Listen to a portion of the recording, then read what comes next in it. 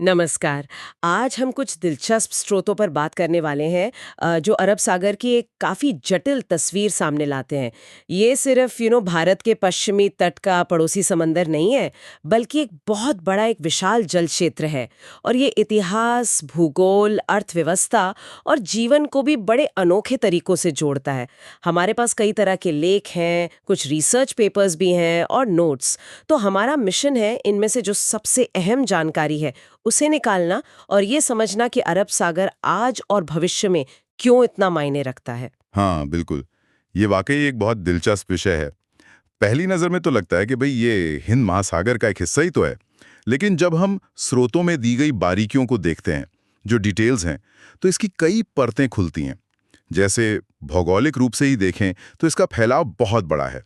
भारत है, Pakistan, Iran, Oman, Yemen, Somalia, कितने सारे देशों के तट इससे लगते हैं। हाँ, काफी देश है। और सिर्फ तट ही नहीं, इसके मुहाने पर देखिए, होर्मुज और बाबल मंदेब, ये जो अहम जलडमरू मध्य है ना, मतलब स्ट्रीट्स, ये इसे ग्लोबल शिपिंग के लिए बहुत ही अहम बना देते हैं। हाँ हाँ, और ये सिर्फ नक्शे पर लकीरें नहीं है ना। एक स्रोत में मैंने पढ़ा कि कैसे ये जलडमरू मध्य बिल्कुल चोक पॉइंट्स की तरह है, सही कहा, चोक पॉइंट्स। जहां से दुनिया के तेल व्यापार का एक बहुत बड़ा हिस्सा गुजरता है।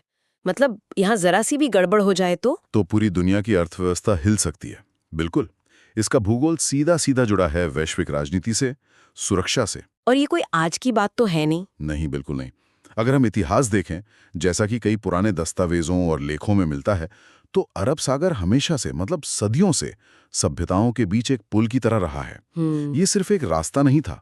संस्कृतियां, विचार, सामान, सबके आने जाने का एक जीता जागता केंद्र था ये। हाँ, स्रोतों में वो प्राचीन व्यापार का जिक्र है, कैसे वो मॉनसूनी हवाओं के सहारे वो लकड़ी की नावें चलती थी, धौ कहते हैं शायद। हाँ, दो बिल्कुल। वो कैसे भारत के मसाले, कपड़े लेकर जाती थीं और पूर्वी अफ्रीका से हाथी दांत, सोना लाती थी।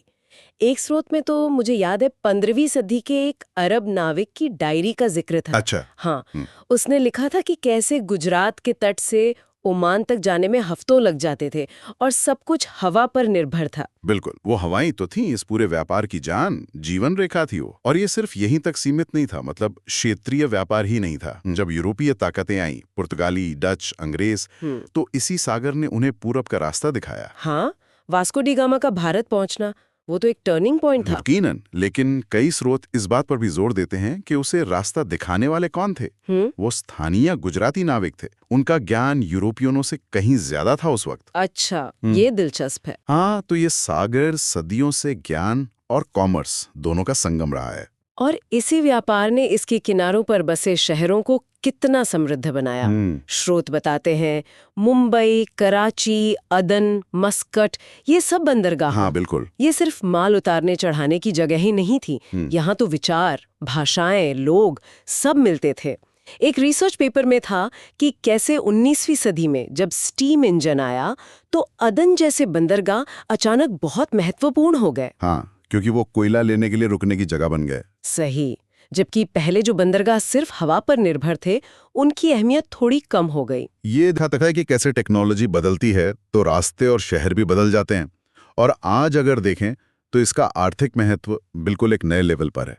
अब हवा या कोयले की बात नहीं, अब बात है तेल और गैस की। हाँ, तेल और गैस। खाड़ी के देशों से जो तेल निकलता है उसका एक बहुत बड़ा हिस्सा, कुछ अनुमान तो कहते हैं कि दुनिया के समुद्री तेल व्यापार का लगभग 30%। 30%? ये तो बहुत ज्यादा है। हाँ, इसी अरब सागर और हुर्मुज स्ट्रेट से होकर गुजरता है। इसका मतलब तो ये हुआ कि दुनिया की जो एनर्जी सिक्योरिटी है वो काफी हद तक इस इलाके की स्थिरता पर टिकी हुई है।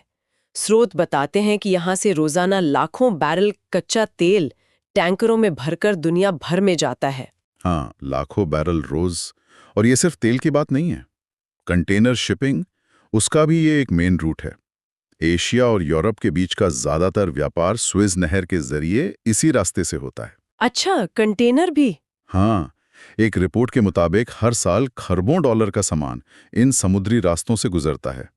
इसीलिए आप देखेंगे कि यहाँ नौसैनिक गश्त, सुरक्षा व्यवस्था, ये सब कितनी कड़ी रहती है। खासकर वो सोमालिया के पास समुद्री डकैती का खतरा था कुछ साल पहले। मतलब आर्थिक महत्व तो है, पर उसके साथ सुरक्षा की चुनौतियां भी हैं। और इन बड़े जहाज़ों और तेल टैंकरों के अलावा यहाँ एक और बहुत ज़रूरी आर्थिक गतिविधि है, मछली पकड़ना। कई स्रोत बताते हैं कि लाखों लोग अपनी रोजमर्रा की जिंदगी के लिए सीधे तौर पर अरब सागर पर निर्भर हैं। ये बहुत अहम आदत उठाई आपने। जब हम बड़े ट्रेड और जियोपॉलिटिक्स की बात करते हैं तो अक्सर उन छोटे समुदायों को भूल जाते हैं, जिनके लिए तो ये सागर ही सब कुछ है, जीवन का आधार है। भारत, पाकिस्तान, ओमान, यमन, इन सब के तटीय इलाकों में मछली पकड़ना एक पारंपरिक पेशा है, पीढ़ियों से चला आ रहा है। बिल्कुल। लेकिन स्रोत ये भी बताते हैं कि यहाँ अब मुश्किलें बढ़ रही हैं। बड़े बड़े इंडस्ट्रियल ट्रॉलर आ गए हैं, प्रदूषण बढ़ रहा है, जलवायु परिवर्तन का असर हो रहा है। इन सब का असर पारंपरिक मछुआरों की कमाई पर पड़ रहा है। तो मतलब एक तरफ तो इतने बड़े आर्थिक अवसर हैं, तेल, शिपिंग, और दूसरी तरफ स्थानीय समुदाय और पर्यावरण, उन पर दबाव भी बढ़ रहा है। बिल्कुल। यहीं पर शायद अरब सागर का एक और पहलू सामने आता है, इसकी बायोडाइवर्सिटी, जैव विविधता। हमारे स्रोतों में इसका भी जिक्र है, हालांकि शायद उतना नहीं जितना व्यापार या तेल का है। हाँ, शायद उतना फोकस नहीं रहता, लेकिन ये कम महत्वपूर्ण नहीं है, बिल्कुल भी नहीं। अरब सागर में समुद्री जीवन की एक गजब की विविधता है। कुछ रिसर्च पेपर्स में यहाँ जो कोरल रीफ्स हैं, उनका जिक्र है, खासकर ओमान और भारत के तटों के पास।